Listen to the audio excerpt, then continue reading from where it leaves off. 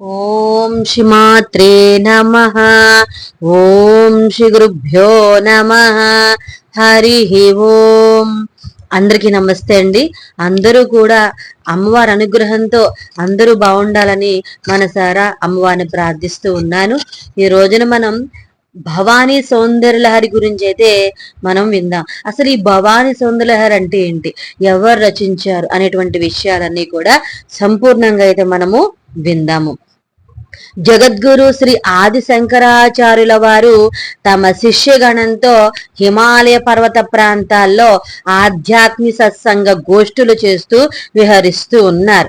వారిలో చాలా మంది శిష్యులకు ఆ మహద్గురు వెంట తాము సర్వ తీర్థయాత్రలు, క్షేత్రముల దర్శనము, పుణ్య నదీ స్నానాలు చేయవలనని కోరికగా ఉండేది. శిష్యుల యొక్క ఇలాంటి ఆధ్యాత్మిక కోరిక తీర్చలేని పరమ గురువు ఎవరు ఉండరు. శిష్యుల కోరిక మంచిదైనప్పుడు దాన్ని తీర్చవలసిన బాధ్యత పరమ గురువుకు తప్పకుండా ఉండి తీరాలి.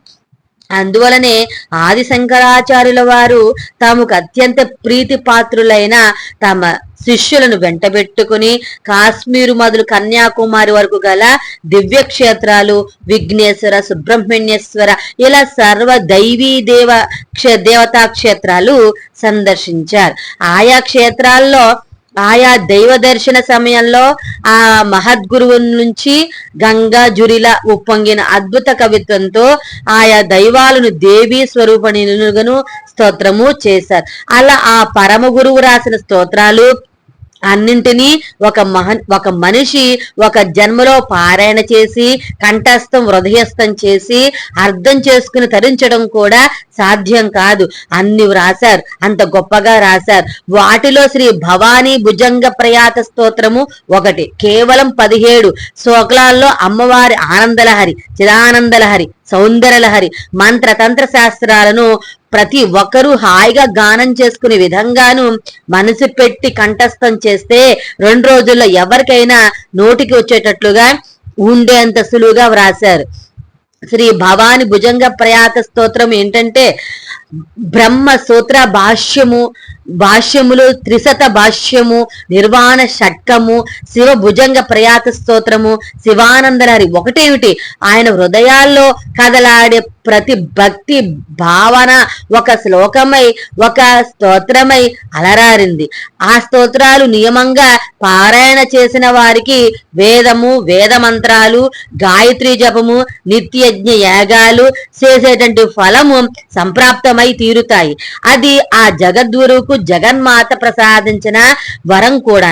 శక్తి పీఠాలన్నింటిలోనూ శ్రీచక్ర స్థాపన చేసి ఉగ్ర రూపిణులుగా ఉన్న అమ్మవార్లను సౌమ్య రూపిణులుగా, సాత్విక స్వరూపిణులుగా మార్చారు ఆ పరమ గురువు.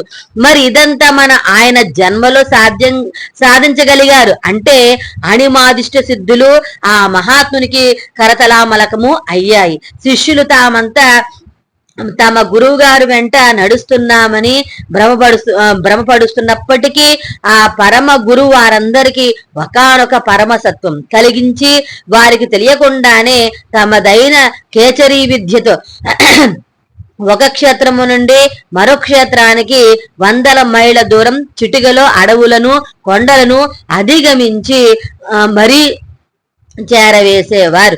వారికి అది ఏ మాత్రం తెలియకూడదు. తెలియనివనిదే పరమ వర రహస్యమే పరమ గురువు యొక్క యోగ రహస్య చమత్కారము. వారంతా తృప్తి చెందారు. ఇక ఆది శంకరాచార్యుల వారు తనదైన చిరకాల కోరిక తీర్చేకోదలిచారు. అది తీరితే గాని తన జన్మ సార్థకత కాదు, కర్తవ్యం పూర్తి కాదు. ఈ సృష్టి ఏమిటి, ఎలా ఆరంభమైంది? అనంతమైన ఈ శక్తి వివిధ రూపాల్లో ఈ విశ్వాన్నంతా ఆవరించుకొని ఉంది. ఈ శక్తి స్వరూపమేది? ఇంతటి శక్తి వివిధ రూపాల్లో ఒకానొక క్రమశిక్షణకు లోబడి ప్రకాశిస్తుంది. ఆ నియంత్రణ చేసే మహాజ్ఞాన శక్తి ఏది? వారే శివశక్తులు, వారే పార్వతీ పరమేశ్వరులు. వారిని సందర్శించాలి. ఆ శివశక్తి స్వరూపాలను సామాన్య మానవులందరికీ అర్థమయ్యే భాషలో వర్ణించాలి. ఒక్క మాటలో చెప్పాలంటే ఒక పరాచైతన్యమే ఈ విశ్వంగా రూపొందింది. సహస్రశీర్ష పురుష సహర్షాక్ష సహస్రపాత్ అని మంత్రపుష్పంలోని వాక్యానుసారము ఈ విశ్వానికంతకు వేల వేల తలలు, వేల వేల కళ్ళు, వేల వేల కాళ్ళు కలిగిన ఒక విరాట్ రూపం, దేహం ఉన్నదని అర్థమవుతోంది కదా. ఈ విధంగా దిగి వచ్చిన చైతన్యము ప్రపంచం అంతటిలో వివిధ రూపాల్లో, వివిధ స్థాయిల్లో జీవుల్లోని గూఢంగా నిక్షిప్తమై ఉన్నటువంటి అట్టి జీవరాశులన్నింటిలోని ఉత్తమమైనది మానవ స్థితి. ఇది ఇతర జీవము కన్నా ఉత్తమోత్తంగా చైతన్య సాక్షాత్కారంతో కూడి ఉన్నదే తప్ప పరిపూర్ణంగా మాత్రము లేదు. అందుకే మానవులంతా ఆధ్యాత్మికమైన పరిపూర్ణ దశగా కనుగొనాలి. అందుకుగాను శివశక్తులు పరిపూర్ణ దర్శనం పొంది తీరాలి. సశరీరులుగా కైలాసం సందర్శించాలి. ఆ జగన్మాత జగత్పితలైన పార్వతీ పరమేశ్వరుని దర్శించాలి. వారి లాస్య తాండవ నృత్యాన్ని కనులారా వీక్షించాలి. జగన్మాత సమయని, జగత్పిత సమయుడు కాలానికి సంకేత స్వరూపాలు, నిత్యాతిథి స్వరూపులు. ఆ జగన్మాత శక్తి స్వరూపిణి అయిన ఆ తల్లి స్థూల సూక్ష్మ మంత్ర తంత్ర విరాట్ రూప సౌందర్యాన్ని కనులారా తిలకించిది ధన్యత చెందాలి. ఆ సౌందర్యాలు తాను మునకలు వేసి భావితరాలకు ఆ తల్లి స్వరూప దివ్యత్వ ప్రభావ వైభవాలను తేటతల్లంగా అందించింది. ఎక్కువగా చదువులేని వారు, యోగ సాధన చేయలేని వారు, గృహిణులు, గృహస్థులు, మరికొందరు జ్ఞానులు, పండితులు, ఇలా అందరికీ ఆ సౌందర్యలహరిలో మునకలు వేసే తరించే అవకాశం కల్పించాలి. తానొక్కరు ముక్తి సాధించటం గొప్ప కాదు, వేలాది లక్షలాది మంది మానవులు తరించే మార్గము చూపాలి. ఇదే తన జీవిత లక్ష్యం, అవతార పరమార్థం. శిష్యుల్లో ఎవరికి సశరీరుగా కైలాస దర్శనం చేయగల మానసిక ఆధ్యాత్మిక పరిణితి లేదు. అంచేత వారెవ్వరికి ఈ తన ప్రయత్నం తెలియనివ్వరాదు. దైవ దర్శనం విషయంలోనూ, మహాత్ముల దర్శనం విషయంలోనూ, ఆధ్యాత్మికమైన రహస్యాలను తెలుసుకునే విషయంలోనూ ప్రతి మనిషి ఒంటరిగానే వెళ్ళాలి. పక్కన 10 మందిని పిలుచుకపోతే వారిలో చాలా మందికి ఈ వ్యక్తికి ఉన్నంత మానసిక పరిణితి, ఓర్పు, శక్తి, భక్తి, శ్రద్ధ ఉండకపోవచ్చు. అవతల దైవాన్ని, మహాత్ముని విమర్శించేందుకు సంస్కారం ఉండవచ్చు. ఇటు విని అటు తిరిగి ఏదో చెప్పారు, ఏదో విన్నాం అనే నిర్లక్ష్య భావం ఉండవచ్చు. అంచేత ఒంటరిగానే వెళ్ళాలి. తాను అనుభూతి సాధించి ఆ తర్వాత సాధికారంగా చెప్పి సాధన చెయ్యండి అని చెప్పవచ్చును గాని ముందే దైవ రహస్యాలు వెల్లడి చేయరాదు. ఇది మహాత్ముల నియమం. నిజమైన జ్ఞానులు ఉంటే, వారికి అర్హత ఉంటే వారెలాగునూ గలుగుతారు. అవతలి దైవము మహాత్ముడు కూడా 10 మందిని చూచి పనికి మాలిన ప్రశ్నలు వేస్తారని గ్రహించి మౌనం వహించే ప్రమాదము ఉన్నది. గృహస్థుల్లో కూడా కొందరు దంపతులు మాత్రమే ఇలా మాట మనసు ఒకటిగా ఉండి అలాంటి మహాత్ములను జంటగా దర్శించగలుగుతారు. లేనివారు ఎవరికి వారిగానే దర్శిస్తారు. అది ఆది శంకరాచార్య వారు ఆ రోజు శిష్యులతో చెప్పారు, నేను కొద్ది కాల సమాధి స్థితిలో ఉంటాను, మీరెవరూ నా ధ్యాన భంగము చేయరాదు అంటూ. శిష్యులకి ఇది అలవాటే. వారు అలా సమాధిస్థితిలో ఉన్నప్పుడు వారు తమ నిత్య నైమిత్మిక కార్యక్రమాలన్నీ ఆ గుహ బయట చేసుకుంటూ ఉంటారు. అప్పుడప్పుడు తమ పరమ గురువు శరీరం అక్కడ ఉందా లేదా అని మాత్రం తొంగి చూచి వెళ్ళిపోతూ ఉంటారు. అణిమాదిత్య శిష్టులు కరతామలకమైన ఏనాడు వాటిని గారడీగా, ఇంద్రజాల విద్యగా, పరపీడనగా ఉపయోగించని ఆ పరమ గురువు మండన మృస్సుని భార్య భారతీదేవితో ఆ వాగ్వాదంలో ఆమెను ఓడించడానికి గాను తనకు తెలియని, అనుభవం లేని గృహస్థ జీవితాన్ని తాత్కాలికంగా తెలుసుకోవటానికి గాను పరకాయ ప్రవేశ విద్య ఉపయోగించుకున్నారు ఒక మారు, అంతే. అప్పుడు ఆ పరమగురు తన శరీరాన్ని గృహలో సమాధిలో ఉంచారు. ఛాయా శరీరంలో అదృశ్యంగా సశరీరులుగా కైలాసం వైపు తనదైన కేచరీ విద్యతో బయలుదేరారు. శిష్యులకు ఆయన శరీరం ఉందన్న భ్రాంతి మాత్రం కలుగుతోంది. ఇక్కడ కైలాసానికి ముందు మానస సరోవరం ఉంది. మానస సరోవర పరిక్రమణ ఒక గొప్ప అనుభూతి. ఆ పరిక్రమణ చేయగలిగిన వారు మానసిక, శారీరక, ఆధ్యాత్మిక దృఢత్వం కలిగిన వారుగా ఉండాలి. లేనివారు సగం దూరంలో అనారోగ్యంతోనూ తిరగటము, అసువులు బాయట మొదలగు జరుగుతూ ఉంటుంది. ఆది శంకరాచార్యుల వారు మానస సరోవర పరిక్రమణకు ఉపక్రమించారు. సర్వలోకంలోని శాంతి, మనశ్శాంతి అనేది ఏదైతే ఉన్నదో అదే అక్కడ రాశిభూతమై ఉన్నది. ఆ మానస సరోవర నీరు శుద్ధ స్ఫటికంలా పాద దర్శకంగా ఉన్నాయి. సూర్యకిరణాలు పడి ప్రకాశ పరివర్తనం చెందడంతో కమలాలు సువర్ణ కాంతులినుతూ సువర్ణ కమలాలని ఇస్తూ ఉన్నాయి. అంశాల జంట అతి నిశ్శబ్దంగా కేవలం మనిషి ఉచ్ఛ్వాస నిశ్వాసాలను బట్టి సవ్వడిలా ఆ మానస సరోవరంలో విహరిస్తూ ఉన్నాయి. ఆ ఆచార్యులు అక్కడే నిల్చుండిపోయారు. ఆ హంసల జంటను అవలోకిస్తూ ఉన్నారు. అవి హంసలా కాదు, మానులు ఉచ్ఛ్వాస నిశ్వాసములతో ప్రారంభమయ్యే మహాకాలానికి సంకేతాలు. కాల, కాష్ట, లిప్త, ముహూర్త, ప్రహార, క్షపం, క్షణ, నిమేష, గంట, గడియ, అహోరాత్ర, దివా, సంధ్య, రాత్రి, దిన, వార, పక్ష, మాస, ఋతు, ఆయన, సంవత్సర, యుగ, మహాయుగ, కల్ప, బ్రహ్మ కల్పములనబడే మహాకాలానికి లెక్కలు ఖచ్చితంగా తేల్చే అంశాల జంటలవి. ఈ కాలము నుండే పంచభూతములైన భూమి, నీరు, అగ్ని, వాయువు, ఆకాశం ఉద్భవించాయి. ఈ కాలం నుండే ఈ పంచభూతాల నుండే శబ్ద, స్పర్శ, రూప, రస, గంధాలనే 5 తన్మాత్రలు పంచభూతముల యొక్క తన్మాత్రలు ఉద్భవించాయి. ఈ మహాకాలంలో నుండి త్రిగుణాలు, సప్త రజస్తమో గుణాలు ఉద్భవించాయి. అహో మహాకాల కాల స్వరూప, కాల స్వరూపిణి, మహాశక్తి స్వరూపిణి, నీకు నమో వాకములు తల్లి. ఆదిశంకర ఆచార్యుల వారు అక్కడే నిలబడిపోయారు. ఆయన ఆలోచన తరంగాలు మానస సరోవరం నీటి మీద చిరు అలలుగా సాగిపోతూ ఉన్నాయి. సప్త రజస్తమో గుణములు అనేవి 3, కానీ అవి 3 27గా పరిణమించి ఈ జగత్తు సృష్టి స్థితి లయాలు నడుపుతూ ఉన్నాయి. ఈ గుణాలు పంచభూతాలు వివర్తనం అంటే వైవర్తం వ్యాప్తం చెందుతూ పోతూ ఉంటాయి. అవి అమ్మవారి వివిధ శక్తి స్వరూపాలు. వాటిని ఒక క్రమబద్ధంగా నియంత్రించే శక్తి ఏది? అదే ఈశ్వరుడు, పురుషుడు. ఏ శక్తి అయినా క్రమబద్ధంగా నియంత్రించి ఉన్నప్పుడే అది విశ్వశ్రేయస్సుకు సహకరిస్తుంది. విలయంగా నర్తిస్తే అది ప్రళయాన్ని సృష్టిస్తుంది. పురుషులతో ఆత్మ కూడినప్పుడే ఈ సత్వరజస్తమో గుణాలు పైకి ప్రసురితమవుతాయి. ఆత్మశక్తి సంబంధం కలిగినప్పుడే ఈ గుణాలు 3 అంటే త్రిగుణాలు గోచరిస్తాయి. ఈ ఆత్మశక్తి జడ స్వరూపంగా ఉన్నప్పుడు తామసం అని, చైతన్య స్వరూపంగా ఉన్నప్పుడు రాజసమని, జ్ఞాన స్వరూపంలో ఉన్నప్పుడు సాత్వికమని అంటారు. మహర్షులు వారే మంత్ర ద్రష్టలు. ఒక దాని ప్రత్యక్షంగా చూసి స్వానుభవంతో అనుభూతితో సాధికారంగా చెప్పుకోగలిగిన వారే ఋషులు, ద్రష్టలు. మంత్రాన్ని, మంత్రాధిష్టాన దేవతను దర్శించిన వారే ద్రష్టలు, ఋషులు. అందువలనే నా ఋషి కురుతే కావ్యం, ఋషి కానివాడు కావ్య రచన చేయలేడు అన్నారు వారే.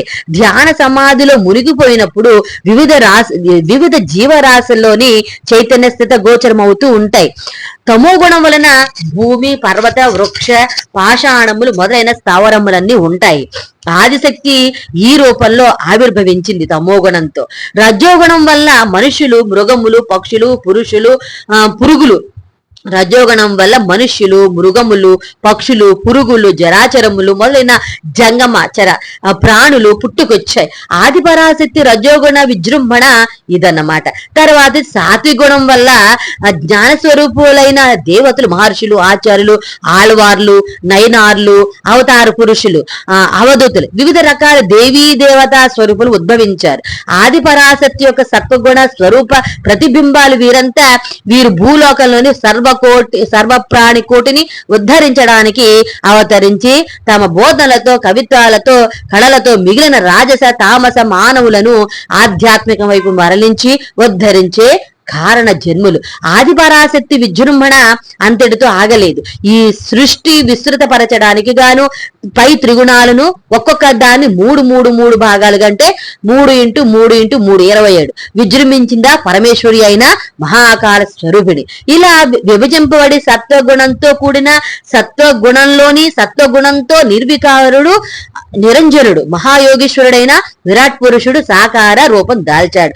అందువలనే ప్రకృతిలోని సృష్టిలో సర్వ వస్తు జగమంతా 27 గుణ విభాగాలుగా విభజింపబడి ఉన్నదని తెలియజేశారు మహర్షులు. భగవద్గీతలోని శ్రీకృష్ణ పరమాత్ముడు ఈ గుణత్రయ విభాగ యోగాన్ని అద్భుతంగా వివరించారు.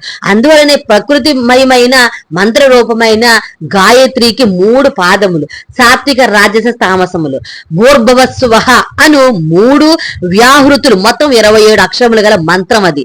ఉపనయం అనగా నయనం అంటే కన్ను అని అర్థం, మార్గం అని మరో అర్థం. నయనం మార్గం, దేనికి మార్గం? మరొకరికి వద్దకు, మరొకరు ఎవరు? సద్గురువు, సద్గురువు వద్దకు మార్గము తెలిపేదే ఉపనయనం. మరి ఒక నయనం కన్ను దృష్టి ప్రసాదించేది ఉపనయనం. ప్రాపంచికమైన దృష్టిగా పారమార్థికమైన దివ్య దృష్టిని ప్రసాదించేదే ఉపనయనం. ద్విజన్మ, దీనితోనే ఈ సంస్కారంతోనే ప్రారంభమవుతుంది. మతాలకు కులాలకు వేరువేరుగా ఉంటాయి ఈ సంస్కార పద్ధతులు, వారి వారి గురు బోధనను అనుసరించి. ఉపనయనంతో యజ్ఞోపవీతం ధరింపజేస్తారు. ఇది 3 వరుసలుగా దారములు సమూహం, గాయత్రికి ప్రతిబింబం. ఒక్కొక్క వరుసకు 3 అంతర సూత్రాలు, ఆ అంతర సూత్రములకు మరలా ఒక్కొక్క దానికి 3 పోగులు. ఇలా 3 పెద్ద దారపు వరుసలు గల యజ్ఞోపవీతానికి 3 × 9 27 పోగులు, దారములు సూత్రములు ఉంటాయి. ఈ పోగులే 27 తంతువులు, 27 భేదములు, త్రిగుణములు × 9 27 గల త్రిగుణ స్వరూపములైన ఈ జగత్తు ఆ యజ్ఞోపవీత ధరించి గాయత్రి మాతను అనుష్ఠిస్తూ నియమంగా ధర్మ మార్గంలో పరబ్రహ్మ స్వరూపాన్ని ఉద్దేశించి సర్వం పరబ్రహ్మ స్వరూపంగా భావిస్తూ సర్వకర్మలు చేయవలనని ఈ యజ్ఞోపవేతమునకు కూటస్థమైన ముడియే బ్రహ్మముడి అని సత్వ ప్రధానముకు గుణ సామర్థ్యవస్తయని మహర్షులు చెప్పారు. ఇట్లా బ్రహ్మ విద్య నెరిగిన వాడే బ్రాహ్మణుడు అన్నారు. బ్రహ్మ, క్షత్రియ, వైశ్య, శూద్రులనబడే వారంతా గుణ విభాగము గల ఏర్పడిన కులాలు గాని మరొకటి కాదు. ప్రతి మానవుల్లోనూ ఆ 4 ఉన్నారు. ఎలా? పంచభూతములు మానవ శరీరంగా ఏర్పడ్డాయి. 1/8 ఆకాశ వ్యష్టితము ప్లస్ 1/8 వాయువు విశిష్టతము కలిసి మనోగోళం మనస్సు ఏర్పడుతుంది. మానవునికి ప్రధానమైనది మనస్సు. ఇక్కడే సర్వభావములు ఏర్పడుతుంది. ఇది వాయు అంటే గాలి ప్రధానమైనది కనుక చంచలంగా ఉంటుంది. గాలి అంటే వేరుగా పరిగెత్తేదే మనస్సు. ఆ మనస్సు అదుపులోని తెచ్చుకోవడానికి అన్ని రకాల మంత్రాలు, తంత్రాలు, సాధనాలు, యోగాలు, పూజలు చేస్తూ నిర్దేశింపబడుతూ ఉంటాయి. 1/8 ఆకాశ అంశ ప్లస్ 1/8 ఆకాశ అంశ కలిసి బుద్ధి గోళం ఏర్పడుతుంది. మానవుల్లో బుద్ధి కర్మానుసారిణి అన్నట్లు బుద్ధి తీవ్రతను బట్టి ఆ వ్యక్తి కర్మ ఆచరణ ఉంటుంది. 1/8 ఆకాశం అంశ, 1/8 జల ఆకాశ అంశ = చిత్రము అనే గోళం ఏర్పడుతుంది. 1/8 ఆకాశ అంశ ప్లస్ 1/8 పృథ్వీ అంశ కలిసి అహంకార గోళం ఏర్పడుతుంది. ఈ విధంగా మానవుని స్థూల శరీరంలో 20 వ్యష్టి అనే పంచీకృత తత్వములు, 5 సమిష్టి అనే అపంచీకృత తత్వములు కలిసి మొత్తము 25 తత్వములు ఏర్పడ్డాయి. వీటిలో 24 తత్వములు క్షరమైనవి, నశించిపోయేవి అని అర్థం. 25వ తత్వము ఆత్మజ్ఞానం అక్షరమైనది. ఎన్నింటికి నశించినది దివ్య సంస్కారం. ఇది ఈ ఆత్మజ్ఞానం వచ్చే బ్రాహ్మణ వర్గము అంటారు. బ్రహ్మజ్ఞానం తెలుసుకున్నవాడే బ్రాహ్మణుడు. ఆత్మజ్ఞానం తెలుసుకున్న జిజ్ఞాసులకు ముందు విభజించి చెప్పిన త్రిగుణాల్లోని తమోగుణ రజోగుణ ప్రభావాలు ప్రసరించు అంటావు. బ్రాహ్మణ వర్గం అన్నది ప్రతి మనిషిలోనూ గల మహాకారణ శరీరంగా అనగా జ్ఞాన స్వరూపం. ఇది రూపానికి అందరూ కొలతలకు అందరూ జ్ఞానంలోని ఇది శాశ్వతంగా ఉంటుంది. అజ్ఞానులైన సాధారణ మానవుల్లో ఇది తళుక్కున మెరిసి మాయమవుతుంది. కాబట్టి ప్రతి మానవులోనూ బ్రాహ్మణుడు ఆత్మజ్ఞానం ఉన్నాడు. ఇక ఒక రాజ్యాన్ని మహారాజు తన శాసనంతో అధికారంతో విచక్షణతో పాలించినట్లంటే ప్రతి మనిషి దేహాన్ని శాసించి పరిపాలించే కారణం శరీరం. ఇది యా సమూహం. మెదడు క్షత్రియ వర్గం. మానవులని క్షత్రియుడిదే, ఇతడే క్షేత్రజ్ఞుడు.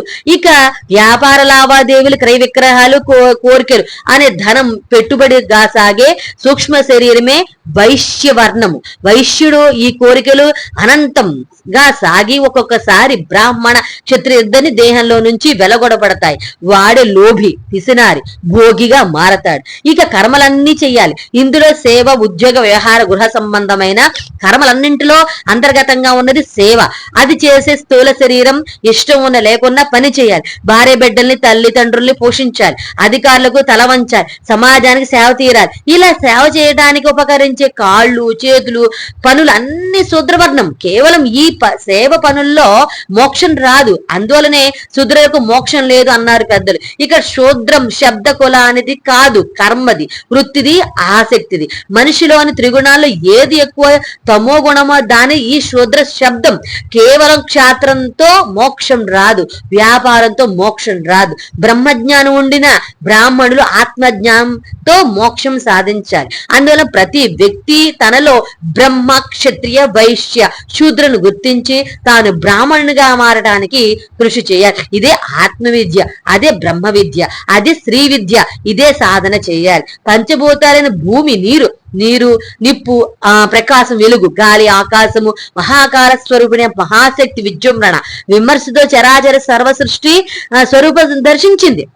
అవే పృథ్వీ, జల, అగ్ని, వాయు, ఆకాశత్వాలుగా మూలాధార, స్వాధిష్టాన, మణిపూర, అనాహత, విశుద్ధి, ఆజ్ఞా చక్రాల, నాడీ మండల చక్రాలుగా ఏర్పడి బ్రహ్మ గ్రంథి, రుద్ర గ్రంథి అనే ముడులుగా ఏర్పడి ఎళా పెంగళ నాడుల్లోని ఉచ్ఛ్వాస నిశ్వాసలని శ్వాస రూప వాయువులతో హంస జంటలుగా మారి మానవ రూపం దాల్చి ఉన్నాయి. ఈ పరాశక్తి విరాట్ రూపాన్ని, సూక్ష్మ రూపాన్ని, అమ్మవారి తత్వాన్ని ప్రజలందరూ అందుబాటులోనికి తెచ్చి వారందరికీ ఆ దర్శనం చేయించి వారు ధరించి సులభోపాయం తెలపాలి. హంసల జంట మరోమారు తన కర్తవ్యాన్ని బోధిస్తోంది. ఆ ఈ ఊన్ రుక్ ఏ ఓ జ ఐ ఔచ్ హ య వరాట్ లను ఈ ప్లస్ మా మధ్య ప్లస్ న నమ్ రుభ ప్లస్ గడ దశ జగ జ బ గడ దశ ఖ ఫ చ ర ధ చ ట త వ కపై షే ష ష సర్ హల్ ఉలికిపడ్డారు. ఆదిశంకరాజు ఏమిటి నాదం? విచిత్రంగా ఉన్న ఆడ మరుక నాదం ఏమి బోధిస్తోంది? పాణిని వ్యాకరణమా, కైలాసన జగన్మాతలాసే మహేశ్వరిని శివతాండవం ప్రారంభమైందా? జగజ్జనని పాద మంజీరముల మంజురనాదం కూడా కర్ణప్రయంగా వినిపిస్తోంది. చుట్టూరా చూశారా ఆచార్యుల వారు? సంధ్యా సమయం కావస్తోంది. మానసరోవర ఆవల ఓంకార పర్వత దర్శనం మహా అద్భుతంగా అయింది. ఆనంద డోలికల్లో ఆచార్యుల వారి హృదయం ఈశ్వర నాట్యంతో సమరంగా ఆనంద నాట్యం చేసింది. క్షణకాలం ఒక రీతిగా యుగాల పర్యంతం సాగిపోయే ఉచ్ఛ్వాస నిస్వాంత ప్రారంభమయ్యే మహాకాల లెక్కకు, మహాకాల స్వరుని విన్యాసాలకు ప్రతిబింబంగా హంసల జంట సాక్షాత్కారం జరిగింది. సర్వవాగ్మేయానికి వ్యాకరణాన్ని ప్రసాదించిన నటరాజ నాట్యవాసన సమయంలో మ్రోగించే ఈశ్వరుని చేతి డక్క నాదం అది నాది నాట్యావసానం కాదు, నాట్యారంభము సంధ్యాతాండవం ప్రారంభమై ఉండాలి కైలాసంలో అని చెప్తూ ఉన్నారు. అక్కడ నృత్తావసానే నటరాజ రాజున్న నాదటంకం నవ పంచవారం ఉదర్తు కామ సనకాది సిద్ధ నేత ద్విమర్శే శివతోత జాలం. మహానటరాజు అయిన పరమేశ్వరుడు 9+15 నవ పంచవారం మార్లు డక్క ప్రయోగించడంలో పలికిన అచ్చులు హల్లులే మహేశ్వర సూత్రాలని పేరుతో వ్యాకరణానికి పాణిని వ్యాకరణానికి మూల సూత్రాలు అయ్యాయి. భాషకు వ్యాకరణం ప్రాణం. ఇక వృధాగా కాలయాపన చేయకూడదు. ఒకానొక పరవస్థితిలో తాను ఇందాక ఉండిపోయారు మానసరోవరం వద్ద. శివానందలూరులను ఒక స్తోత్రం అక్కడే ఆయన హృదయంలో సురగంగలా ఉబికి వచ్చింది. ఆ శ్లోకం చెప్తున్నారు. అదేంటంటే నిత్యానంద రసాలయం సురముని స్వాంతాంబుజాస్త్రాశ్రయం స్వచ్ఛం సద్విజ సేవితం కలుష వృత్యదాసనా విష్కృతం శుభధ్యాన సరోవరం వజ్ర మనోహాసాంత సతస్థిరం కిం క్షుద్రాశయ ఫల్వల భ్రమణ సంజాత శ్రమం ప్రాప్యసి. దీని అర్థం ఏంటంటే, ఓ మనోహంసతావసంస మనస్స మనోహంసవసంస మనస్స శాశ్వతమైన అమృత రసాలయమును దేవతల యొక్క పరమహంసలైన మునుల యొక్క హృదయ పద్మమునకు ఆధారమును నిర్మలము సద్విజ అంటే రాజహంసల సేవితము ద్విజులు బ్రాహ్మణులు ద్విజన్మ పొందిన వారు. ఉపనయ సంస్కారములతో ద్విజన్మ పొందిన వారు ద్విజులు హంసలు. సత్కర్మ వాసనల చేత పూర్వ జన్మ పుణ్యమనే జన్మ వాసనల చేత ప్రకటింపబడుతున్నదనియు లఘు ఈశ్వర ధ్యానము అనుస్థిరమైన సరస్సును పొందుమా. ఏ క్షుద్రాశ్రయములైన కోరికలు, భోగములు, ఆశలు, దురాశలులనే పడియలను పట్టుకొని తిరుగుడచే కలిగిన ఆ ఆసనములను పొందదవు. వృధాగా క్షేత్ర దర్శనాలు అంటూ కాలయాపన జరిగిపోయింది. క్షణకాలం ఆలస్యం చేయలేదా జగద్గురువు? అదిగో కైలాస శిఖరము. నా తల్లి జగన్మాతను దర్శిస్తాను, నా తండ్రి జగత్పితను దర్శిస్తాను, ఆ తల్లి విరాట్ రూప సౌందర్య లహరిలో మునకలు వేసి తరిస్తాను. తల్లి జగన్మాత, నేను నీ బిడ్డను, వస్తూ ఉన్నాను నీ ఒడిలోకి, నీ పాదాల వద్దకు నాకు అనుజ్ఞయు తల్లి. ఆయన కళ్ళ ముందు శివశక్తుల తాండవ లాస్య నాట్యములు దృశ్యంగా సాక్షాత్కరించింది.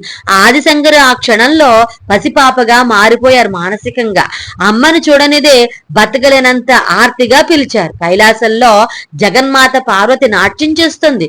లాస్యం జగత్పిత నృత్యం చేస్తూ ఉన్న తాండవం. వాగర్ధ వివాహ సంపృక్తౌ వాగర్ధ ప్రతి పత్తయోహో. వాకు అర్థంలా వాగర్ధములు ప్రతి పదార్థంలా ఇరువురి భావాలు, కదలికలు, మొద్దలు, అడుగులు, నృత్యం ఒకే విధంగా రూప సామ్యము, నామ సామ్యము, అధిష్టాన సామ్యము, అవస్థాన సామ్యము, అనుష్ఠాన సామ్యం అనబడే పంచవిధ సామ్యములతో కూడిన శివశక్తులు అద్భుత నాట్యం ఇది. జగన్మాతకు ఆదిశంకరుల పిలుపు వినిపించింది. అమ్మా వస్తున్నా. ఆ పిలుపు ఆమె గుండె లోతుల్లో ప్రతిధ్వనించింది. స్తనాలు బరువెక్కాయి. చాలా కాలం తర్వాత చనుబాలు ఉబికి వచ్చినట్లుగా స్తనాలు బిగుసిపోయాయి. స్వామి, బిడ్డ వస్తున్నాడు, నా బిడ్డడు, మన బిడ్డడు, శంకరుడు వస్తూ ఉన్నాడు అన్నది ఆమె లాస్యం లయ తప్పేలా ఉంది. జగత్పిత ఒక క్షణం ఆశ్చర్యంగా చూచి మరుక్షణం భువన మోహనంగా నవ్వాడు. ఎంతైనా తల్లివి, స్త్రీవి, నీకు వినిపించినంత త్వరగా నాకు వినిపించలేదు కదా. అతడి పిలుపు అదే తల్లి మనస్సు. రాని అతడెందుకు వస్తున్నాడో తెలుసా? పార్వతి క్షణకాలం బ్రుకుటి ఎగురు వేసింది. ఎందుకు అన్నట్లు. ఎందుకైనా రాని తన బిడ్డడు తన వద్దకు పరిగెత్తుకు వస్తూ ఉన్నాడు. నీ సౌందర్యలహరిలో మునకలు వేయటానికి, ప్రపంచానికి ఆనందాన్ని, అనుభూతిని పంచి ధరింప చేయడానికి అన్నాడు ఈశ్వరుడు. అలాగా బిడ్డ కోరేది సర్వలోక శ్రేయస్సు అయినప్పుడు ఆ కోరిక తీర్చడం తల్లిగా నా బాధ్యత కదా స్వామి. తప్పక ప్రసాదిద్దాం. నా సౌందర్యం నేను చెబితే బాగుండదు, సమంజసము కాదు. మీరు నా అర్ధ శరీరం, మీ అర్ధ శరీరం నేను. మీరు అవలోకించే నా సౌందర్యాన్ని ఆ బిడ్డడికి మీరు అనుగ్రహించండి అన్నది. శంకరుల సరికి కైలాసంలో అడుగు పెట్టాడు. ఈశ్వరుల లాస్యం తాండవం కళ్ళారా చూశారు. మరుక్షణం వారు నాట్యం ఆపి తమ సింహాసనం అయిన చంద్రశిలా వేదికపై కూర్చున్నారు. తల్లి వచ్చాను పరుగున వచ్చి అమ్మవారి పాదాలపై శిరస్సు గురించి మొక్కాడు. అది శంకరాచార్య పసిబిడ్డల్లా ఆమె పాదాలు, కాళ్ళ వ్రేళ్లు, చేతులు, నడుము, పొట్ట, స్తనాలు, ముఖము, కిరీటము ఒకటేమిటి తడుముతూ అమ్మా అమ్మా అంటూ ఒకనొక పారవస్య స్థితిలో, సమాధి స్థితిలోకి జారిపోయాడు. ఆ ఆచార్యుని ఆనంద బాష్పాలు ఆ తల్లి పాదాలు, చేతుల, స్తనాలను, ముఖాన్ని, కిరీటాన్ని అన్నింటినీ అభిషేకించాయి. ఈశ్వరుడు నిరంజనుడు చిరునవ్వు నవ్వాడు. ఆ తల్లి అతడి శిరస్సు తన అభయహస్తంతో నిమురుతూ ఇంచుక వంగి ఆశీర్వదించింది. ఆ తల్లి శిరస్సు సత్యలోకంలో ఉన్నది. ఆ తల్లి కిరీటం సత్యలోకంపై అంచులు దాటుతూ ఉన్నది. ఆ తల్లి ముఖము బిందువులో కనబడుతున్నది. ఈ శ్రీచక్రలోని బిందువు ఆ జగన్మాత ముఖమండలం వల్లే గోచరిస్తూ ఉంది.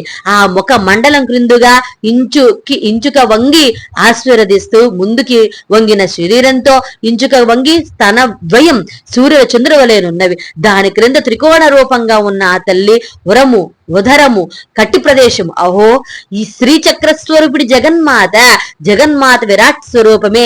శ్రీచక్రలో 44 కోణములు, 9 చక్రములు, బిందువులతో కూడిన రచన. ఇదంతా ఈశ్వర రచన, పరమేశ్వరుని రచనా కోశనం. ఆదిశంకర తల పక్కకు తిప్పారు. ఈశ్వరుడు చిరునవ్వు నవ్వుతూనే ఉన్నాడు. విశ్వప్రభ, మహోదయ, యశోపతి అనే పేర్లు గల ఈశ్వరుని పురము ఇది. ఈశ్వరుని సభ పేరు విగట్టిని. ఇక్కడ ఆ స్వామి సభాపతి అని కొలవబడతాడు. యజమాన రూపుడు ఈ శివుడే హోత్రి అని కొలుస్తారు. సనకసనాది సిద్ధులు అదే ఆ స్వామి పాలనేత్రం, అగ్నినేత్రం, ముక్కును ఆ పైన శిరస్సుపై అమరిన చంద్రరేఖ, ఆ పైన కిరీటం, ఆ అమరిని జటాజుటము, కపర్ధము, ఆ కపర్దంపై గంగా మెల్లిగా ప్రక్కకు జారుతూ సకల లోకాలు పునీతం చేయడానికి సాగుతోంది. ఇక్కడ మందాకినిగా భూలోకంలో భగీరథిగా, పాతాళలోకంలో భోగవతిగా కీర్తింపబడుతున్న జలరూప దేవత గంగ ఈశ్వరుని కత్తి వ్రజహాసము అని పరాజితమని పేరెక్కిన గనిని ఈశ్వర ప్రతాపాన్ని చాటుతూ ఆ పక్కనే కొండ సెలలుగా నించి ఉన్నది పినాకం అనే పేరు గల ఆ స్వామి విల్లు ఆ కత్తి ప్రక్కనే పెట్టి ఉన్నది. చంద్రపుచ్చము, ఆ తంక అనే పేర్లు గల డాలు కూడా వాటి ప్రక్కన పెట్టి ఉన్నది. కట్వాంగం అనే శివుని అస్త్రము, దీనినే సుఖము అని కూడా అంటారు. ఆ అస్త్రము ఆ స్వామి ఆలోచనలోని దాగి ఉంటుంది. శాంతి కాముడిని పరమేశ్వరుడు ఆ అస్త్రాలను సాధారణంగా వాడడు, ఉపయోగించడు. త్రిశూలం పేరు ప్రభంజనం, దానిని కొనన ధమురకం ఉంటుంది. శివుని శంఖము విమోహనం. అరుగో వారంతా ప్రమద గణాలు, భూత పిశాచ పరిచారకులు, సప్త మాతృకులు అందరూ పరివేష్టించి ఉన్నారు. ఆ స్వామిని విభూతి, ఆ స్వామి ఐశ్వర్య, అణిమ, మహిమ, గరిమ, లగిమ, ప్రాప్తి, ప్రాకామ్యం, ఈశిత్వం, వసిత్వం అని 8 సిద్ధి స్వామి తన అనన్య భక్తులకు ప్రసాదించే సిద్ధులు, ఐశ్వర్యాలు. ఇక స్వామిని వామాజ్యేష్ఠ, శివ, రౌద్రి, చిత్తోన్మాదిని, సుఖ, కాళి, కళేభర, భూతదమని అనే నవశక్తులు పరివేష్టించి ఉన్నారు. అవసరమైనప్పుడు వారు ఆ స్వామికి అనుపమ కదలికలతో ఆ స్వామి ఆజ్ఞాపాలన చేస్తారు. జ్ఞానం, వైరాగ్యం, ఐశ్వర్యం, సత్యం, క్షమా, ధృతి, సృష్టిత్వం, ఆత్మ సంబంధం, అధిష్టాతృత్వం అని 9 ఆ స్వామి గుణములు. ఇలా నవశక్తి సమన్వితుడు, నవగుణ సమన్వితుడు అయిన ఆ స్వామి నవాత్మకుడు అని పూజింపబడతాడు.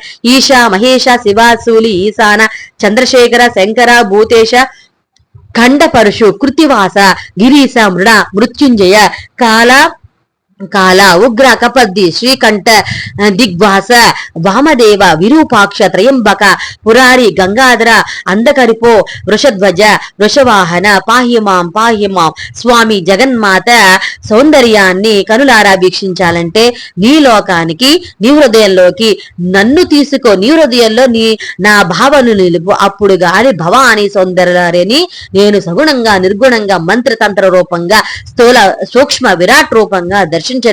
కారణం అఖండ శక్తి స్వరూపిణి యొక్క శక్తి విజృంభణను నీవే నియంత్రణ చేస్తూ ఉన్నావు. నీవే ఆ శక్తిని క్రమబద్ధీకరించి లోకాలకు శ్రేయస్కరంగా అందిస్తూ ఉన్నావు. శివ, పరమశివ, పాహిమాం. ఆదిశంకరులు ఈశ్వరుని పాదాలు సృష్టించాడు. ఒకనొక తన్మయ స్థితిలో సమాధి స్థితిలోనికి వెళ్ళాడు. తన మనతయునికి తమరు బోధించండి స్వామి అన్నది జగన్మాత. అవశ్యం కాత్యాయని అన్నాడు పరమశివుడు. ఆదిశంకర లేనాయన అనుగ్రహిస్తున్నాను, దేవభాష అయిన సంస్కృతంలో భావన మాత్రంగా నీకు బోధిస్తూ ఉన్నానన్నాడు పరమశివుడు. ఆదిశంకరు శరీరం, హృదయం పులకించినాయి. ఎక్కడా లేని శక్తి వచ్చినట్లయింది. మంచు కొండపై ఆ పక్కని పొట్టిగా దట్టంగాను ఎదిగొన్న తాళపత్ర వృక్షము తాటి చెట్టు వద్దకు నడిచి గబగబా తాటికాయలు కోసుకొచ్చాడు. పద్మాసనం వేసుకుని కూర్చున్నాడు. సెలవివ్వండి స్వామి పరమశివ అన్నాడు.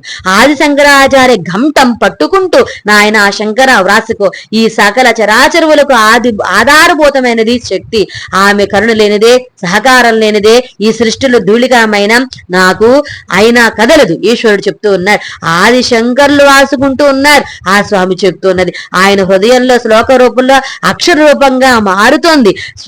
స్పష్టంగా జగన్మాత ఆశీర్వదిస్తోంది. తన బిడ్డ అయిన ఆదిశంకరుని చిరునవ్వుతో ఈశ్వర వాణి ఆగింది. ఆదిశంకరుని గంటం కూడా ఆగింది. నాయన ఈ సౌందర్య లహరిని ఎవరు పారణ చేస్తారు వారికి శ్రీచక్రార్చన నిత్యం చేసిన ఫలము, లలితా సహస్రనామ స్తోత్ర పారణ చేసిన ఫలము సిద్ధిస్తాయి. ప్రతి శ్లోకానికి ఒక యంత్రము, ప్రతి శ్లోక పారాయణకు ఒక సిద్ధి ప్రసాదిస్తున్నాను. వెళ్ళి నీ కర్తవ్యం నువ్వు పూర్తి చేసి ధన్యుడవై మా సాన్నిధ్యాన్ని వద్దు గాని అన్నది జగన్మాత. తదాస్తు అన్నాడు పరమశివుడు. తాళపత్రాన్నింటిని ఒక్కటిగా ఆదిశంకరాచార్య జగన్మాత జగత్పితల వద్ద సెలవు తీసుకున్నాడు, వెనుతిరిగాడు. అప్పుడు జరిగింది అనుకుని సంఘటన. ఇందాక నందీశుడు మౌనంగా కోపంగా చూస్తూ ఉన్నారు. ఈ జరుగుతుందంతా కైలాసానికి తాను ద్వారపాలకుడు, జగన్మాత జగత్పితలకు తాను వాహనం, తాను వారి ప్రయాణాన్ని, ప్రళయాన్ని, తాండవాన్ని, లాడ్యాన్ని కూడా నిరంతరం వీక్షించే అనుమతి పొందిన భక్తాగ్రేసుడు. భూలోకల శివాలయాల్లో ముందుగా నంది దర్శనం చేసుకుని ఆ తర్వాత ఈశ్వర దర్శనం చేసుకోవాలని నంది తోక మూపుకుని మరి కొమ్ముల మధ్యగా శివలింగాన్ని దర్శించాలని ఈశ్వరుడు స్వయంగా వరం ఇచ్చి పుచ్చాడు. అలాంటి సాక్షాత్తు పరమేశ్వరి స్థానమైన కైలాసలు చెట్లంత నందిని తానుండగా ఈ ఆదిశంకరాచార్యులనే బ్రహ్మచారి సస్యరులుగా కైలాసానికి వచ్చింది గాక తన అనుమతులే కోరకుండా, తనకి మొక్కకుండా నేరుగా అమ్మవారి పాదాల వద్దకు, ఈశ్వర చరణాల వద్దకు పరుగు తీస్తాడా? తనంతటి వాడు తామన్నాడని గుర్తించడా? తానున్నాడని గుర్తించడా? జగన్మాతను ఆ పాదమ హస్తకం సృష్టిస్తాడా? ఈశ్వరుని ప్రసన్నం చేసుకుని సౌందర్యాలను వీక్షిస్తాడా? బోధ పొందుతాడా?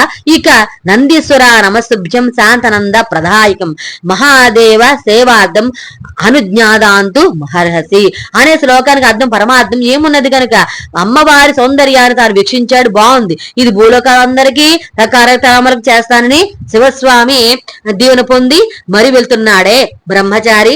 అదే జరిగితే ఇక సౌందర్య పారాయణతో అందరూ విముక్తులై కైలాసం చేరుకుంటే తన ఉనికికి ప్రాధాన్యత, తన వ్యక్తిత్వానికి విలువ ఉంటాయా? నందీశ్వరుడైన తాను ఈశ్వర తాండవాన్ని చూస్తూ ఆ నాట్యాన్ని ఏకసంధగ్రాహిలా గ్రహించాడు. పశు రూపులైన 4 కాళ్లతో లయ తప్పకుండా నాట్యాన్ని చూసి ఈశ్వరుల ప్రశంసలు అందుకున్నాడు. ఆ నాట్యాన్ని భరతమునికి భావ రాగ లయబద్ధంగా ఉపదేశించాడు. భరతముని దాని ఆధారంగా భరతనాట్యం రూపకల్పన చేశాడు. వీరశైవుల్లో నంది మతం వారు ఎక్కువ శిలాదులు అనే పర్వతరాజు ఈశ్వరుని గురించి గౌర తపస్సు చేయగా నందీశుడు ఆయనకు పుత్రుడిగా జన్మించి వరం పొందాడు. నంది తపస్సు చేసి ఈశ్వర సామీప్యం, ఈశ్వర వాహనంగా ఉండే గౌరవం, అదృష్టం పొందాడు. కొన్ని శైవ క్షేత్రాలు నందీశ్వరునికే ప్రముఖ పూజ జరుగుతుంది.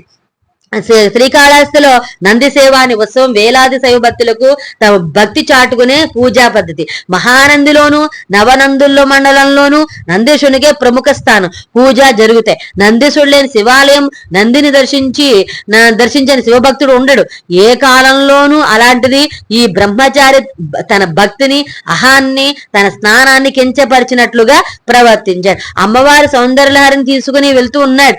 అలా జరగటానికి వీల్లేదు. పార్వతీ పరమేశ్వరులు యోగ నిమగ్నులయ్యారు. నందీశుడు ఒక ఉదుట లేచాడు. కైలాస దగ్గర నుండి మెల్లగా ఆనందంగా ఒకనొక తన్మయ స్థితిలో వెళ్తూ ఉన్న ఆదిశంకరును ఒక్కసారి గనకాల నుండి తనను దురుదురు ఢీకొన్నాడు.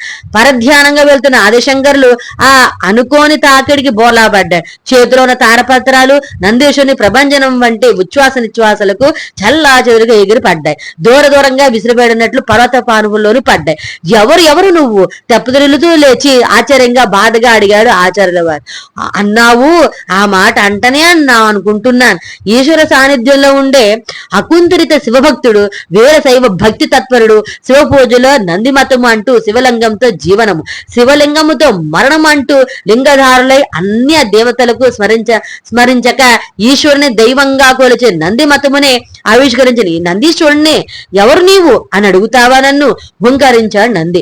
ఆచార్యుల వారు వినయంగా నమస్కరించారు. వారి స్మృతి పదంలో అప్పుడు మెదిలింది. నందీశ్వర నమస్సుభ్యం శాంత నందప్రదాయకం మహాదేవ సేవార్థం అనుజ్ఞానం దాతు మహర్షి అన్నాడు నమస్కరిస్తూ. చాలు నీ కపట నమస్కారం. కైలాసానికి రావటము వెళ్ళటము పూర్తయ్యాక నందీశ్వర నమస్సుభ్యం అంటూ దొంగ స్తోత్రాలు చేస్తూ ఉన్నావా?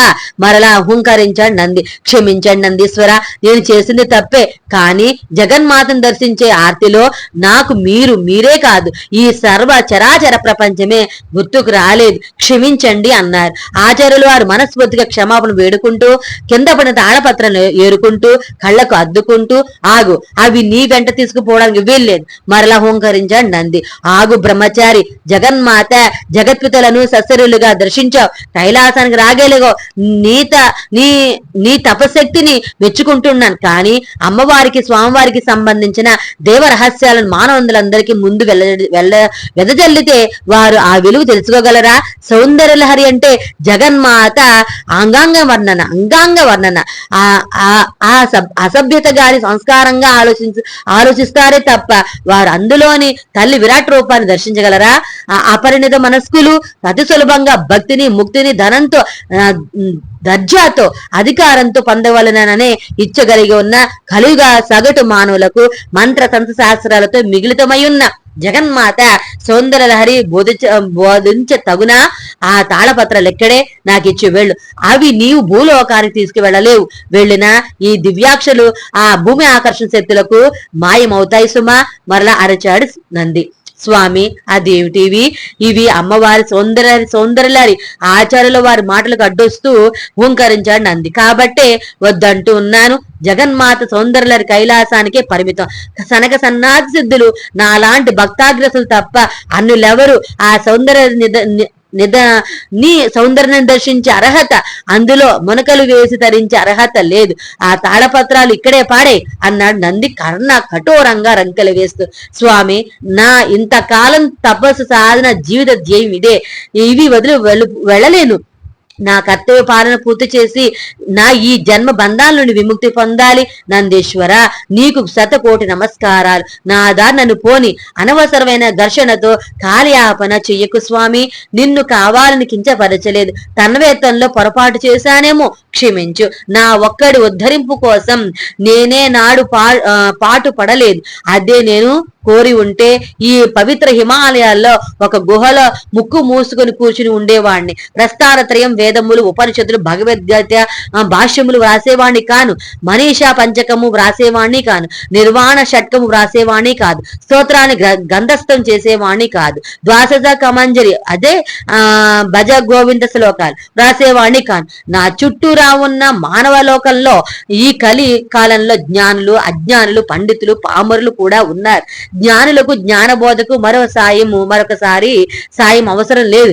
పండితులు శాస్త్ర జ్ఞానంతో తర్కంతో జ్ఞానము సముపార్జించుకుంటారు. కానీ పామరులు అక్షర జ్ఞానం ఎక్కువగాని లేరు. గృహ సంబంధమైన పనులతో జీవితం అంతా సతమతమయ్యే స్త్రీలు, గృహ సమస్యలతో జీవితము ముగిసిపోయే సగటు గృహస్థులు, వీరంతా ముక్తి మార్గం చేరుకోవాలి. నా గ్రంథాలన్నీ వారి కోసమే, నా స్తోత్రాలన్నీ వారి కోసమే. ఈ నా సౌందర్యాన్ని ఊరికే పాలన చేసిన అర్థాలు తెలుసుకున్న వారు ముక్తి సోపానాలు అధిష్ఠిస్తారు. ఎందువలనంటే ఇది సాక్షాత్ పరమశివుడు నాకు ప్రసాదించినది. దానినే నా కవిత్వంతో పొదిగి ఒకనొక స్తోత్ర స్వరూపంగా మలచి ఇద్దామని నా ఆశయం. నన్ను వెళ్ళనివు స్వామి అన్నారు. ఆచార్యుల వారు ఎరిన సగం తాళపత్రాన్ని ఒక్కటిగా చూడుతూ మిగతా వాటిని కోసం వెతుకుతూ, వీల్లేదన్నావా, ఇవి నీకు దక్కనివ్వను. ఒక్కసారిగా రంక వేసి కాలిగెట్టెలతో కైలాసగిరి శిఖరాలు కదిలేలా దువ్వి ఆచార్యుల వారు మరలా అడ్డీ కొనటానికి వెనకడుగులు వేసి వేగంగా ముందుకు ఉరికియాడు నంది. పరమశివ, జగన్మాత ఆచార్యుల వారి ఆర్తనాదం కైలాస శిఖరాన్ని కంపింపజేసింది. యోగం చెదిరి వాస్తవం అర్థమై పార్వతీ పరమేశ్వరులు ప్రత్యక్షమయ్యారు. అక్కడ ఒక్క క్షణంలో నంది ఆగు, ఈశ్వరుడు గర్జించాడు. ఏమిటి నువ్వు చేస్తున్న పని?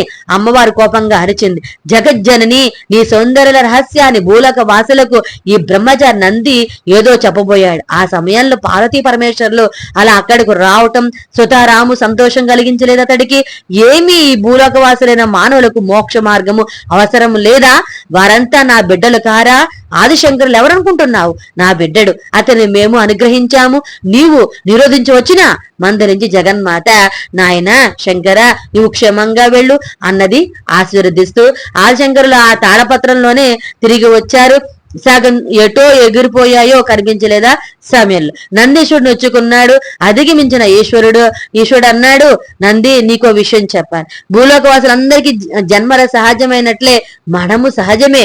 కానీ ఆ మరణించిన తరువాత వారి జన్మ సంస్కార వాసనలు అనుసరించి వారి ఆత్మజీవుడు మరలా శరీర ధారణ చేస్తూ ఉంటారు. మానవ, మృగ, పక్షి, క్రిమికీటాలుగా మారి వారి జన్మ కర్మలు అనుసరించి మరో దేహం తీసుకుంటారు.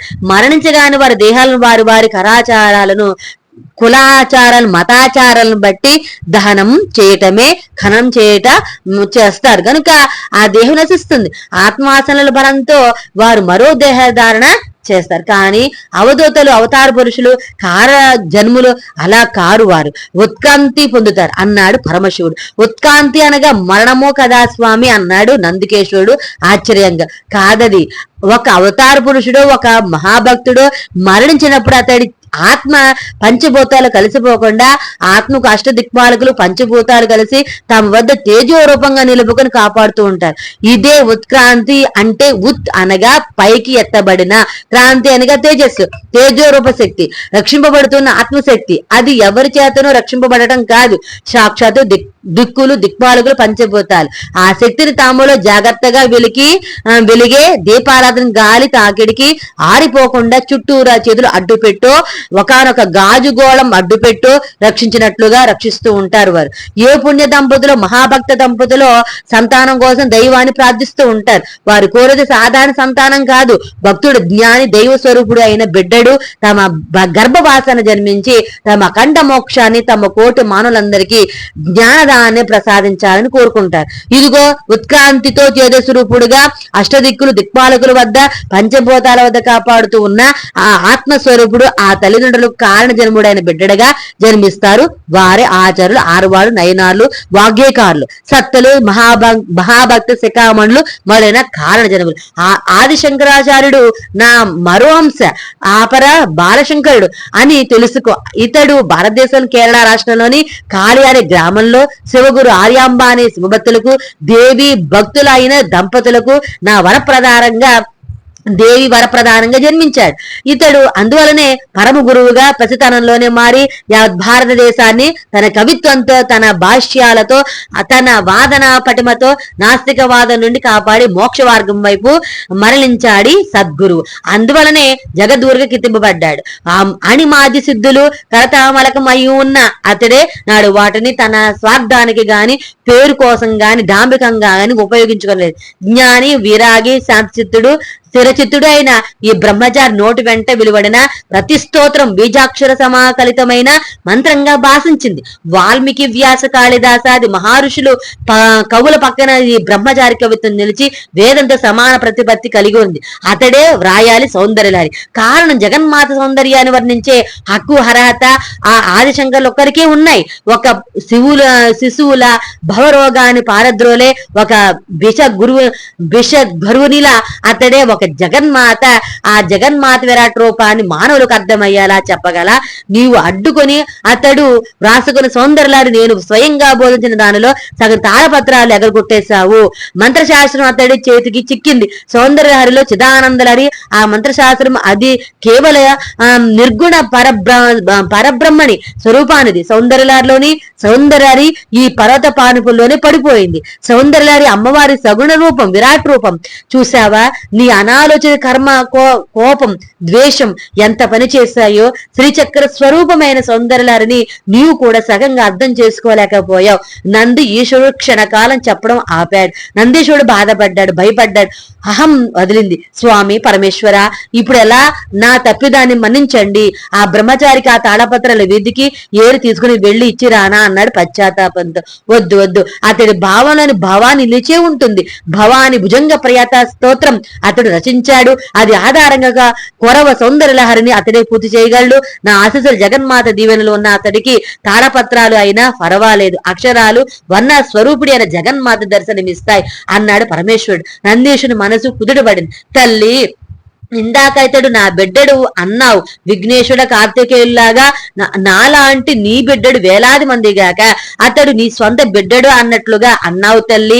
ఏమిటా రహస్యం తెలుసుకోవచ్చా అన్నాడు నందీశ్వరుడు వినయంగా. భవానీకి మురుకుతో చెబుతాను విను నాయన అన్నది అమ్మవారు. ముగ్గురు మరలా యథాస్థానంలోకి వచ్చి కూర్చున్నారు. వారి వారి స్థానాల్లో అమ్మవారు ప్రారంభించింది.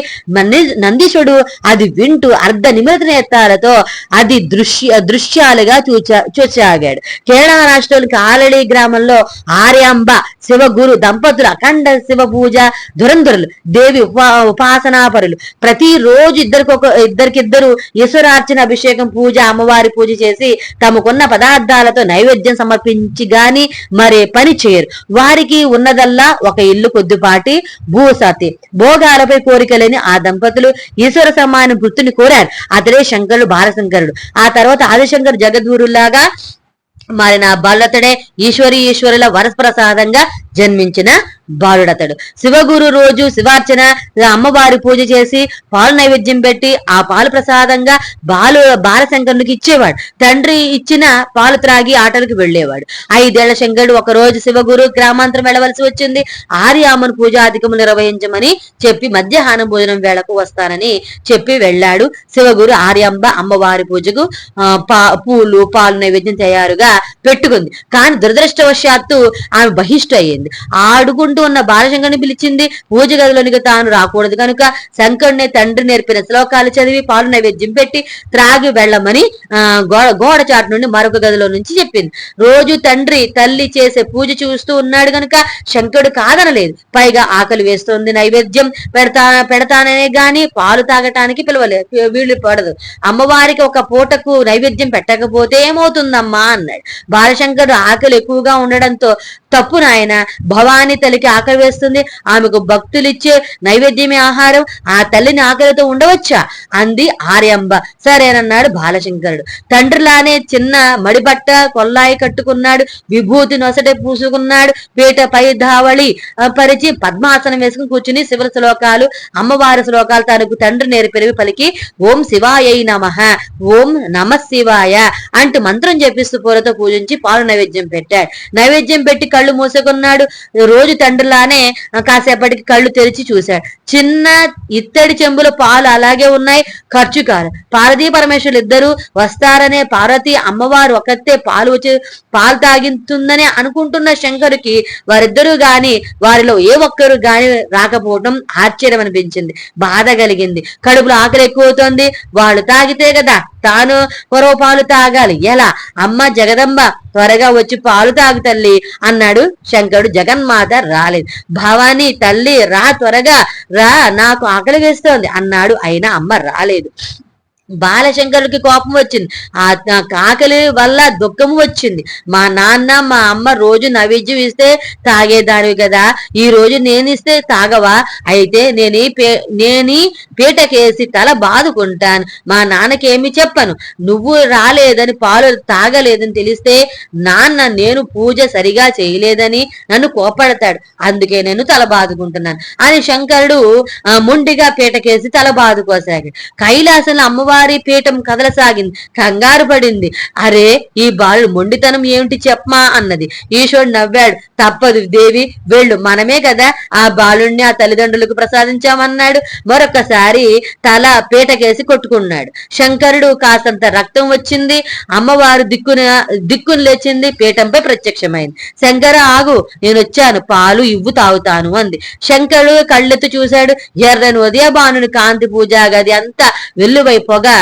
అవకానొక మహాద్భుత సౌందర్య తేజోరాశి అయిన శ్రీమూర్తి తిరేత్రేయ్ పాశాంకుశ ఇక్షు కోదండధారిణి అయి అభయహస్తంతో పూలగుత్తితో త్రిపుర సుందరి భవాని నిలుచుంది. ఆ పాదమస్తకం ఆభరణ కాంతి శరీర కాంతితో పోటీ పడట్లు బంగారు రంగు మిరుమిట్లు గొలుపుతోంది. విభ్రాంతిగా చూస్తూ నమస్కరించాడు శంకరుడు. వచ్చావా తల్లి, ఇగో పాలు, త్వరగా తాగు అన్నాడు పాలు చెంబందిస్తూ. ఆ అమాయక భక్తికి ముగ్ధురాలయ్యింది జగన్మాత. ఆ బాలుని తేజస్సుకు అచ్చరు ఉండింది. గడగడ ఆ పాలు తాగేసింది.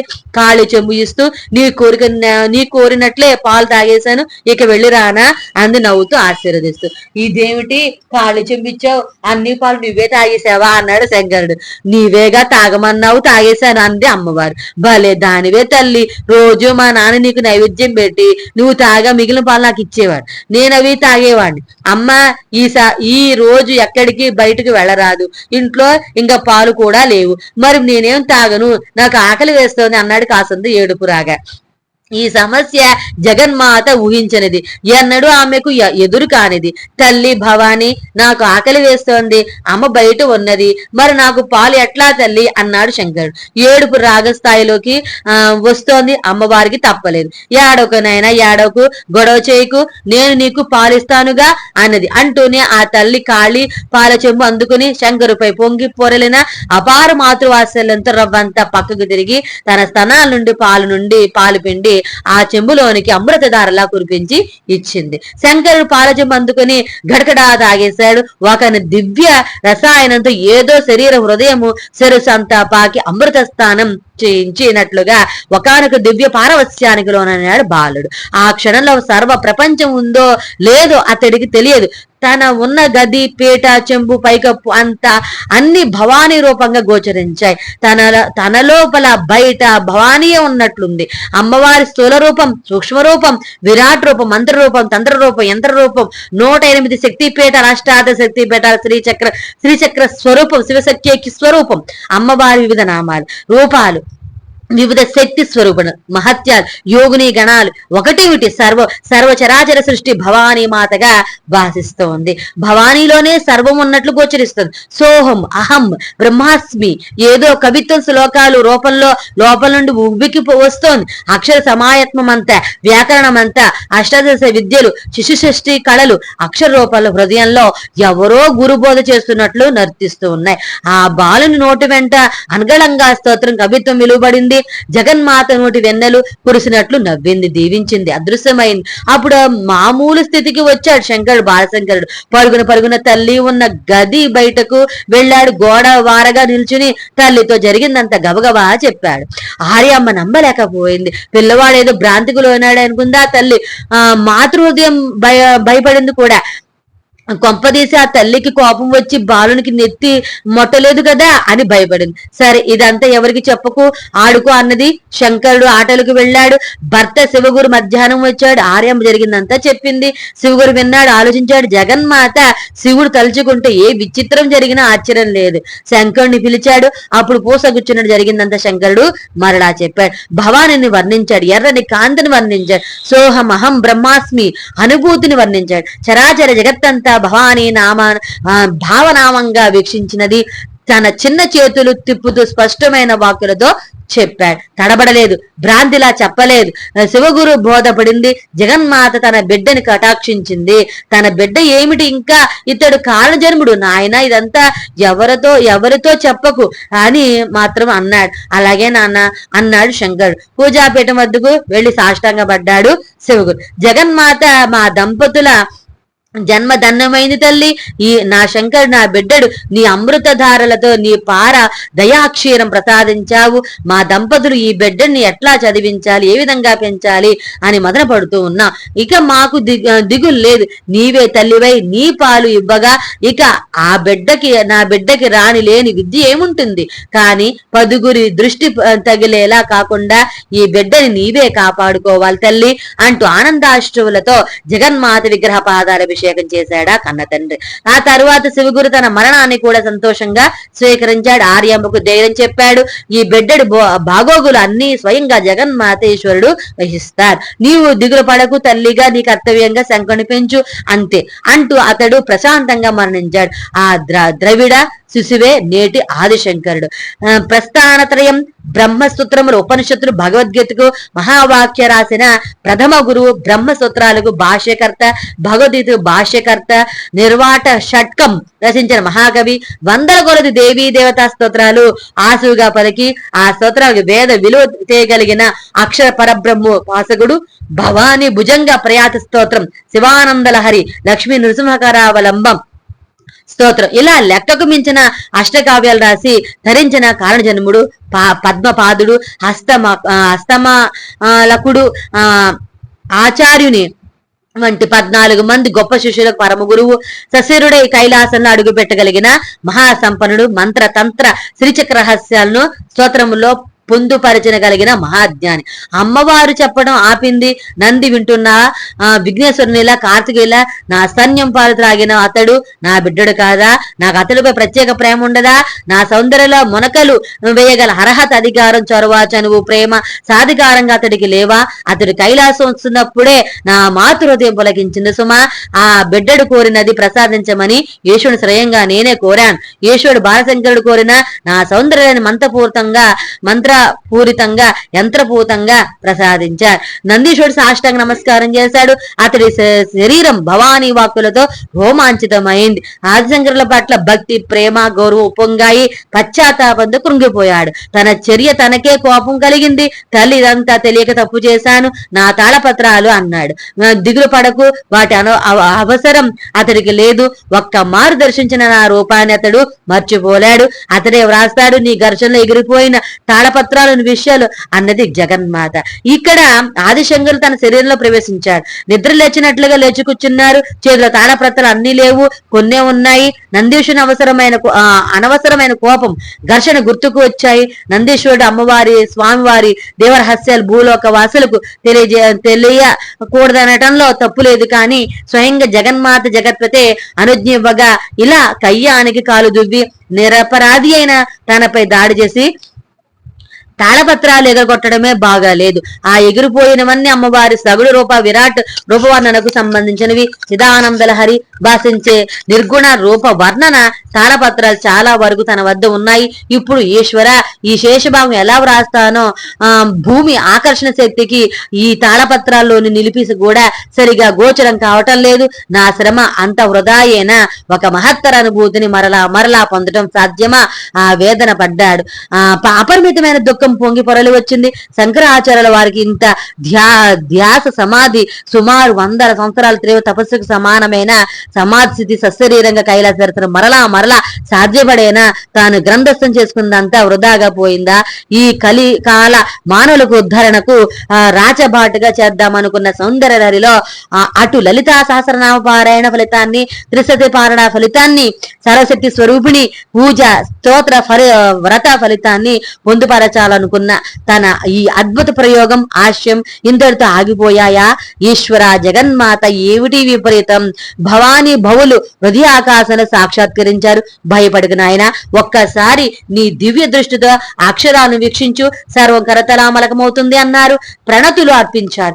ఆదిశంకరులు వారు ఆశీర్వదించి అదృశ్యమయ్యారు. శిష్యులు సిద్ధంగా ఉంచిన తాళపత్రాలు అందుకున్నారు. తమ పరమ గురువు మరొక గొప్ప రచన ప్రారంభించారని అర్థం చేసుకున్న శిష్యులు ఆనందించారు. ఘంటం పట్టారు. ఆదిశంకరాచార్యుల వారు ఒకవైపు భవానీ భుజంగా ప్రయాత స్తోత్రం తానులో గడవ రాసిందే గుర్తుకు వస్తోంది, మరొక వైపు సౌందర్య సాగిపోతుంది.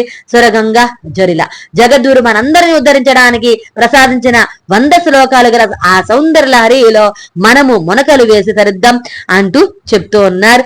సౌందర్యలహరి జగన్మాత యొక్క మహిమ ఇంతని ఎవ్వరు చెప్పగలం. మొదటి అధ్యాయంలో మొదటి శ్లోకంలో చెప్తున్నారు. సౌందర్య ప్రథమ అధ్యాయంలో శ్రీ శంకర భగవత్పాదుల వారు 1 శ్లోకం నుండి 8వ శ్లోకం వరకు గల 8 శ్లోకాల్లో అమ్మవారి శిరస్సు మొదలు పాదరజం, అమ్మవారి శక్తి ప్రభావం, ఆ తల్లి కరుణతో సాధారణ వ్యక్తులకు కూడా లభ్యమై అపార శక్తిని వర్ణించి ఆ జగన్మాత నివాస స్థానమైన చింతామణి గృహాన్ని, ఆ తల్లి ఉనికిని తెలియజేశారు. ఎంత హృదయంగా మనకందరికి అర్థమయ్యేలా తెలిపారు. మనం ఇప్పుడు విందాము. మొదటి శ్లోకంలో చెప్తూ ఉన్నారు. మొదటి శ్లోకం విందాం.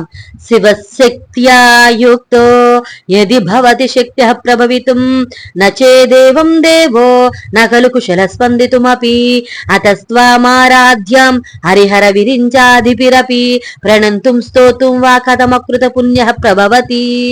దీని అర్థము, తల్లి జగన్మాత సర్వమంగళ సహితుడగు శివుడు సర్వశక్తి సమన్వితురాలైన నీతో కూడినప్పుడు ఈ జగమును సృష్టించుటకు సమర్థుడవుతూ ఉన్నాడు. నీతో కలిసి లేకపోతే ఈశ్వరుడు కదుటకు కూడా అసక్తుడవుతాడు. కావున హరిహర బ్రహ్మాదుల చేత పూజింపదగిన నిన్ను స్తోత్రము చేయుటకు గాని పొగుడుటకు గాని పురాకృత పుణ్యం చెయ్యని వాడు ఎట్టా సమర్థుడవుతాడు.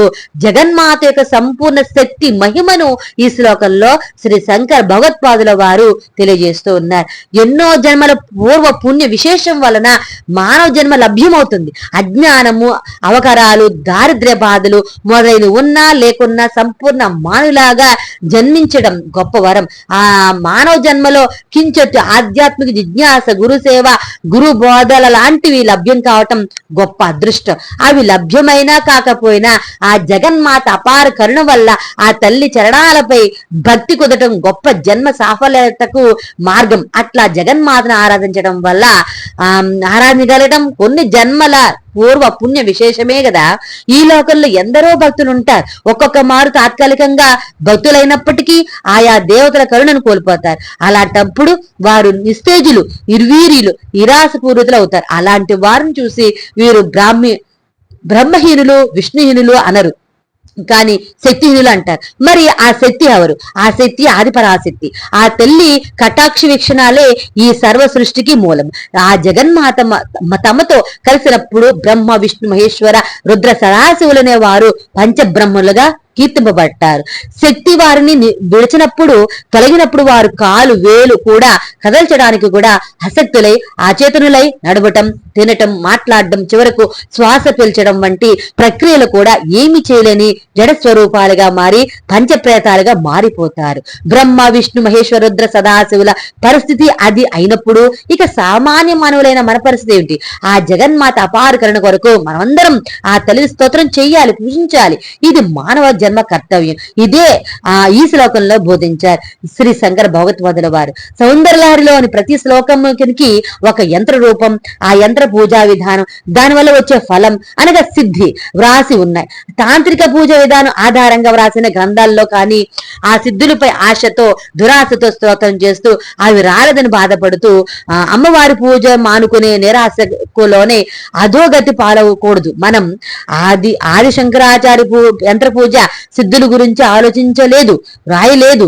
కాబట్టి యంత్రాలతో మనకి పని లేదు, తంత్రాలతోనూ పని లేదు. ఒక్క శ్లోకాన్ని భక్తి శ్రద్ధలతో జపించగలిగితే రోజు వీలైన మార్లు మన మనసులో మనం మననం పునశ్చరణ చేసుకోగలిగితే సర్వకార్య జయం పొందగలం. ఆధ్యాత్మికంగా మనకున్న అవరోధాలు, కుటుంబ పరంగా, సమాజ పరంగా మనం ఎన్నో ఎదుర్కొంటున్న అవరోధాలు తొలగిపోవటమే సర్వకార్య జయం అని భావించాలి. అంతకంటే ఏం కావాలి మనకు? ఆ జగన్మాతను ఏం కోరాలి? మనం మననం చేద్దాం. ప్రతి శ్లోకము కూడా ప్రతిరోజు కూడా మనము పారాయణ చేస్తూ ఉన్నాం. తర్వాత రెండో శ్లోకం చెప్తూ ఉన్నారు, జగన్మాత యొక్క పాదధూళి మహిమ చెప్తూ ఉన్నారు. తనీయాంశం పాంసం తవచరణ పంకేరుహ భవం విరించి సంచిన్వన్ విరచేతి లోకాన్ వికలన్ వహత్యేనం శోరి కథమపి సహస్రైన సరసాం అర్హ సంక్షుద్ధైన భజతి బసితోద్దోళన విధిం. రెండో శ్లోకంలో జగన్మాత యొక్క పాదధూళి మహిమ గూర్చి శ్రీ శంకర్ భగవత్పాదుల వారు బోధించారు. అర్థం ఏంటంటే, ఓ జగన్మాత తల్లి, నీ చరణ కమలములయందలి ఇసుమంత రజము పాదధూళి తాను గ్రహించి బ్రహ్మదేవుడు సృష్టినంతటిని ఎట్టి తారుమారు వికల్పం చెందకుండా వికలత్వం లేకుండా సృష్టి చేస్తూ ఉన్నాడు. ఆ ఇసుమంత పరాగ కణమునే శ్రీ మహావిష్ణు తన 1000 పడగలతో 1000 శిరస్సులతో ఆది చేసిన అనంతుని అవతారమి శిరస్సును దాల్చి ఆ బలంతోనే ఈ భూమిపై గల లోకాలన్నింటినీ మోయిచున్నాడు. ఆ ఇసుమంత పరాగమునే తన శరీరమునకు విభూతిగా అద్దుకొని పరమశివుడు సంహార కార్యము నిర్వర్తిస్తాడు. శ్రీదేవి భాగవతంలో ఒక చక్కని కథ ఉంది. అదేంటంటే, ఒక మారు బ్రహ్మ, విష్ణు, మహేశ్వరులకు తామే ఈ సర్వ సృష్టి స్థితిలయములు చేస్తున్నామని గొప్ప అహంకారం వచ్చింది. తమకంటే వేరే శక్తివంతులైన దైవాలు మరెవరు ఉండరనే గర్భము వారిని విలువనివ్వటం లేదు. అది గ్రహించిన ఆది పరాశక్తి అయిన జగన్మాత వారి అహంకారాన్ని అణచదలిచింది.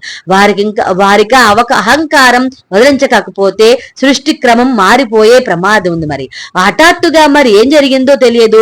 బ్రహ్మ, విష్ణు, మహేశ్వర లోకాలు కంపించాయి. ఇదేమిటి అని వారు సంభ్రమంలో పరికించేలోగా వారు ముగ్గురు 3 వేరు విమానాల్లో గగన మండలంలో పరిభ్రమిస్తూ ఉన్నారు. ఆ విమానాలు వారి ప్రమేయం లేకుండానే ఊర్ధ్వలోకంలోనికి పైకి సాగాయి. వెళుతున్న కొద్దీ వారికి ప్రతి లోకంలోనూ సరిగ్గా తమ రూపురేఖలు, గుణగుణాలు, కర్తవ్యాలు కలిగిన వేలాది బ్రహ్మ, విష్ణు, మహేశ్వరులు కనిపించసాగారు. వారి లోకాలు ఉన్నాయి. తమ లోకాలకు ప్రతిబింబాల్లాగానే ఇవి ఏమిటి వింత, ఈ వింత ఏమిటి అని ముగ్గురు విభ్రాంతుల్లోనూ ఉండగానే వారి విమానాలు సుధా సముద్ర మధ్యంలోకి వచ్చి నిలిచాయి. అక్కడ కల్పవృక్ష వనాల నడుమ నవావరణల మధ్య చింతామణి దీపం ఉన్నది. కోట్లాది యోగిని గణాలు, శక్తి గణాలు, అనిమాదిష్ట సిద్ధులు, సప్తమాతృకులు, అష్టలక్ష్ములు, సర్వాలంకార భూషితయ్యవారు ఆవిడలో తిరుగాడుతూ ఉన్నారు. బ్రహ్మ విష్ణు మహేశ్వరులను వారిలో కొందరు స్త్రీలు తమ వెంట ఆ నవావరణ దీపంలోనికి తీసుకువెళ్ళారు. అంతే, వీరు ముగ్గురు స్త్రీలుగా మారిపోయారు. తాము స్త్రీలుగా మారే సంగతి వారికి అర్థమయ్యి వారికి ఆశ్చర్యం, భయము కలిగాయి. ఆ దేవతా స్త్రీల వెంట వీరు ముగ్గురు అమ్మవారు కొలువై ఉన్న చింతామణి దీపం చేరుకున్నారు. కోటి సూర్య ప్రభలతో ఆ జగన్మాత విరాట్ రూపం ఏ కొలతలకు, ఏ పరిధులకు, ఏ ఉపమానాలకు అందనంటది మహాద్భుతంగా ఉంది. వీరు ముగ్గురు ఆ తల్లికి మృక్కారు. తమ పరిస్థితి ఏమిటని ఆవేదనతో ప్రశ్నించారు. జగన్మాత చిరునవ్వు నవ్వింది. కోటి వెనులు కురిసినట్లు ఆ చిరునవ్వు ఆ దేవి కర్పూరపు తాంబూలపు వాసన ఆ ప్రదేశం అంతా అలముకొని ఉంది. ఆ తల్లి సెగలోని మెడలోని పాదాల పైన ఉన్న సుర పుష్పాల స్వరూపం ఆ దీపం అంతా ఆవరించి ఉన్నది. నాయన్లారా, మీరు నేను సృష్టించిన దేవతలు. ఈ సృష్టి పాలనకు అవసరమైన అధికారులుగా వేలాది దేవతలను సృష్టించాను. మీరు వారందరిలో ఒకరు మీరు స్వయం అని సర్వ సృష్టి మీ చేతిలో ఉన్నట్లు అహంకరించడం తగునా? చూశారుగా, మీలాంటి వారు మీ లోకాల్లో వంటి లోకాలు కోట్లున్నాయి. ఈ సర్వ ప్రపంచంలో ఇక అహంకారం వదలండి. నా అంశలుగా మీ భార్యలు సరస్వతి, లక్ష్మి, పార్వతి అనే వారిని అనుగ్రహిస్తున్నాను. వారితో కలిసి శక్తియుతులై వారి సహకారము, ప్రోత్సాహము, అనుకూలిత అనుగ్రహాలతో మీ కర్తవ్యాన్ని సంపూర్ణంగా నిర్వహించండి అని మృదు మధుర వాక్కులతో ఆనతిచ్చింది. బ్రహ్మ విష్ణు మహేశ్వరుల గర్వము తొలగిపోయింది. పరాశక్తి యొక్క శక్తి మహిమతో పాటు ఆ తల్లి పాదరజము యొక్క కణము తమపై ప్రసరించుటయే తమ శక్తికి కారణమని గ్రహించారు. తమ గృహిణులమైన సరస్వతి, లక్ష్మి, పార్వతులతో తమ విమానాల వద్దకు వచ్చారు. శ్రీదేవి అనుగ్రహించడంతో వారికి మరలా పురుష రూపాలు వచ్చాయి. దేవి పాదరజ మహిమ, శ్రీదేవి శక్తి మహిమ గ్రహించిన వారు వినమ్రముతో దేవిని స్తోత్రం చేసి తమ దివ్య విమానాలను అధిరోహించి మేరు పర్వతంపై దిగారు. అక్కడ బ్రహ్మ ఒకవైపు తన లోకాన్ని సృష్టించుకున్నాడు. కొత్తగా విష్ణు మరోవైపు తన వైకుంఠాన్ని, ఈశ్వరుడు ఇంకొక వైపు కైలాసాన్ని సృష్టించుకుని తమ దేవేరులతో అక్కడ చేరడంతో ఇంద్రాది దేవతలంతా వచ్చి తలో వైపు కొలువయ్యారు. పరిపాలనా సౌభ్యం కోసం దేవతలందరికీ ఆవాసమైంది మేరుగిరి. ఆయా దేవతల తపోబలంతో శ్రీదేవి శక్తి మహిమతో కాంతి పుంజమై మెరవసాగింది మేరుగిరి. ఇది ఆ కథ. శృతి సీమంత సింధూరి కృత పాజాదుధూళిక అని లలితా సహస్రనామ స్తోత్రంలోని నామలను అర్థంలా వేదములకు వేదమాత పాపిటిలైన ఉపనిషత్తులకు సింధూరమైన ఆ జగన్మాత పాదదులని వేద స్వరూపాలైన బ్రహ్మ, స్థితి నిర్వాహకుడైన విష్ణువు, లైకారుణేశ్వరుడు శిరస్సును ధరించి ఈ లోకాలను కాపాడుతూ ఉండగా మనబోటి సామాన్య మానవులను ఆ తల్లి పాదరసం కోసం ఒక్క శ్లోకాన్ని మననం చేసుకుని కంఠస్థం చేయలేమా?